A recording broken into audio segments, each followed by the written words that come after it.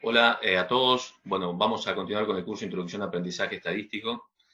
En este caso, estamos en el capítulo de selección del modelo lineal y regularización.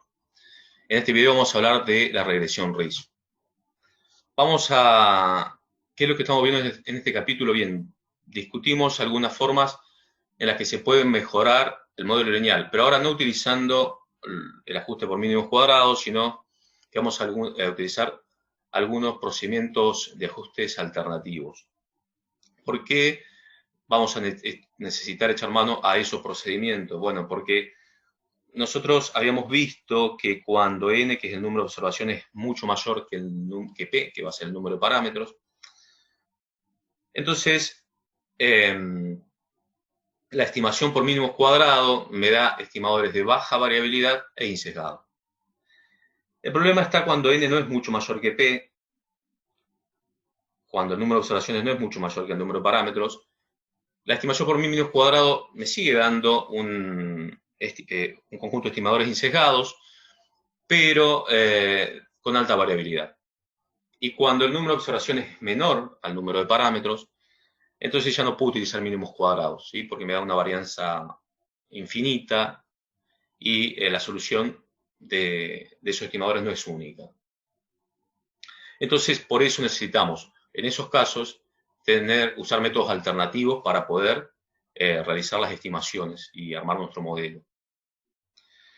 Hasta acá, ¿qué habíamos visto? Que teníamos un conjunto de variables predictoras, utilizamos el método de selección de subconjunto, nos quedamos con un grupo de ella, y a ese grupo le aplicamos mínimos cuadrados y obteníamos el mejor modelo. Obteníamos los beta para ese modelo, ¿sí? Los estimadores. Pero ¿qué pasa si yo no quiero quedarme con un grupo de variables, quiero utilizarlas todas, porque quiero un modelo completo, quiero ver cómo es el modelo, con todas las variables? Y estoy en el caso en donde n no es mucho mayor que p, o n es menor que p incluso.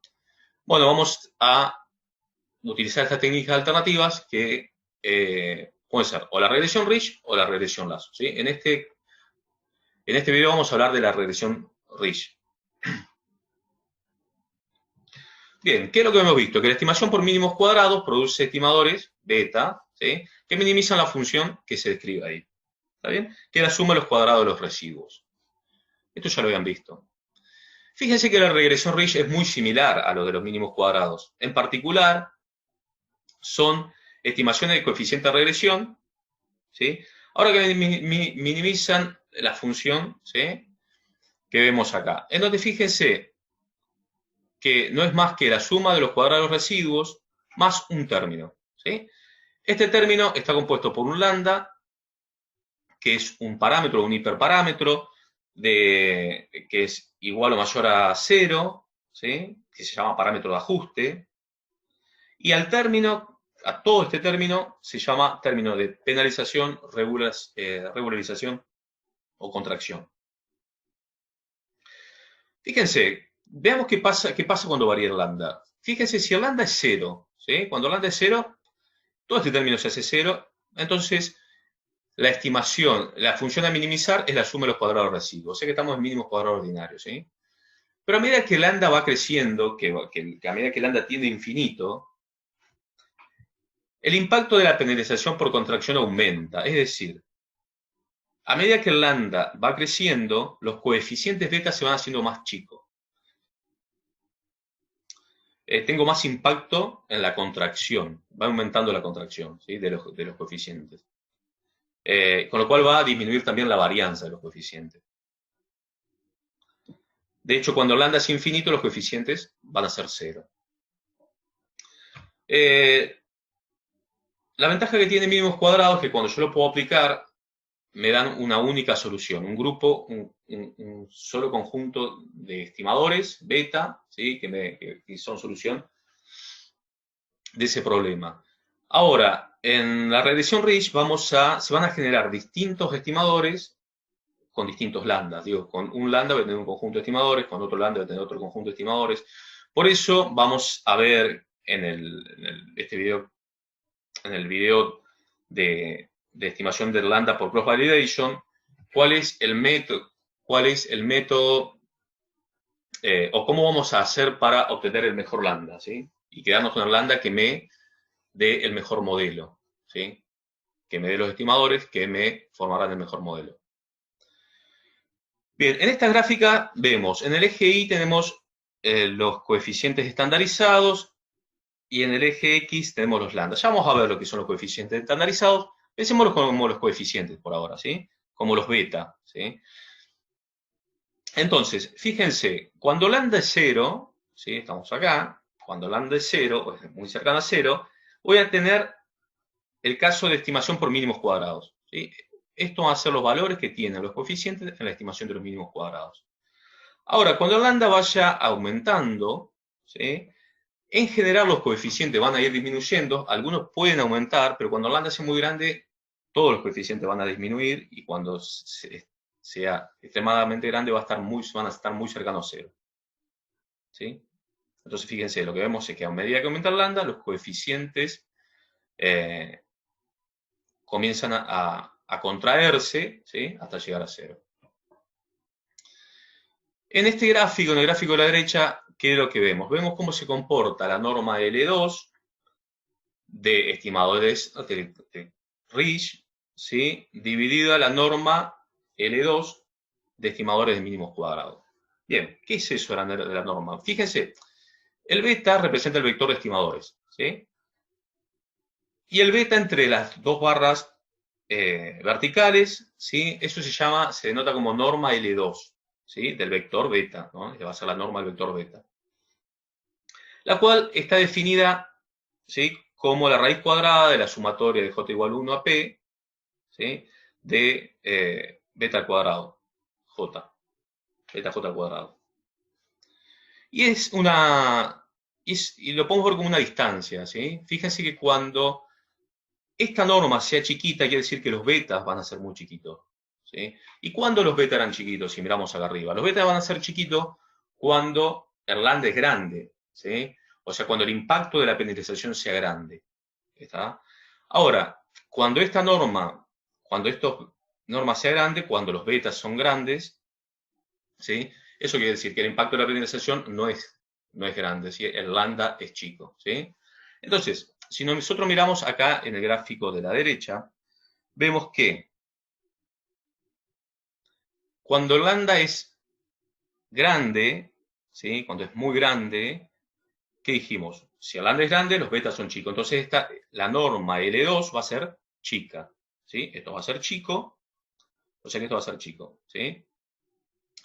Dividido la norma de los mínimos cuadrados, me va a dar un valor chico. A medida que el lambda empieza a disminuir, ¿sí? Esta norma empieza a aumentar, y va a aumentar hasta que, cuando el lambda sea 0, yo ahora en el numerador voy a tener la norma de los mínimos cuadrados, porque dijimos que cuando lambda es 0, mi estimación va a ser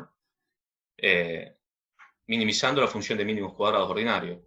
Entonces, voy a tener la estimación sin el término de penalización, perdón, la norma L2 sin el término de penalización, dividido la norma L2 de los mínimos cuadrados, con lo cual va a ser lo mismo, esto va a dar 1. ¿Está?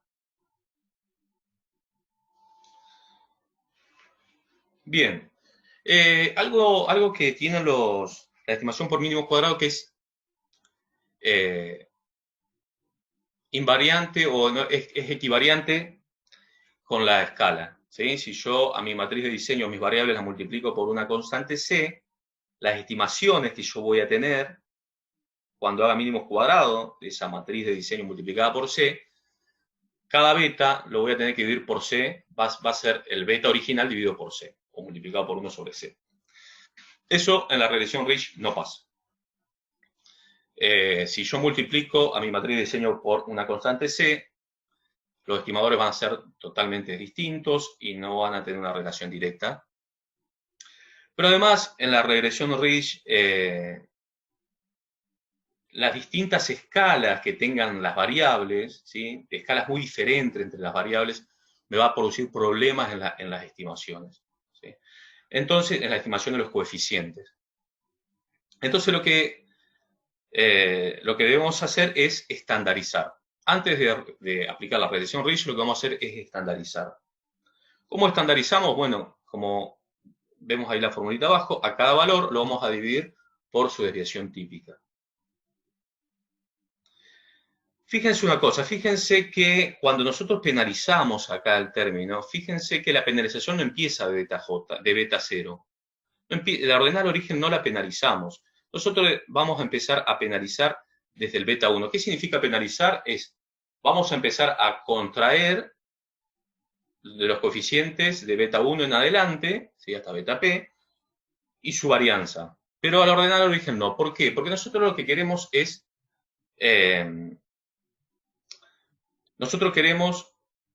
digamos, realizar la reducción de la varianza de los coeficientes que están asociados a las variables respuesta, ¿sí? Que quiero ver si están relacionadas con la variable predictora. O sea, yo tengo un conjunto de variables respuesta, ¿sí? Que yo lo que voy a ver es cómo se asocian a la variable, un conjunto de variables predictoras que quiero ver cómo se asocia a la variable respuesta, ¿sí?